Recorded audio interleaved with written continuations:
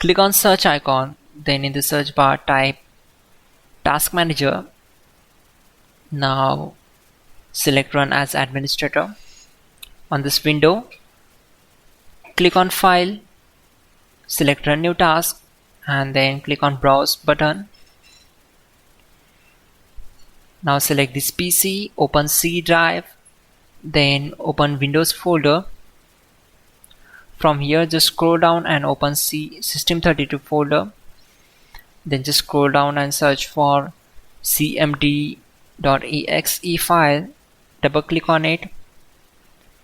Then check this box and click on OK. This will open command prompt window. We already have the list of commands to make it easy for you. So we need to open Google Chrome. Then open google.com. In the search bar type hows.tech Windows commands and hit enter. From the search results, click on this link which is from hows.tech. Now just scroll down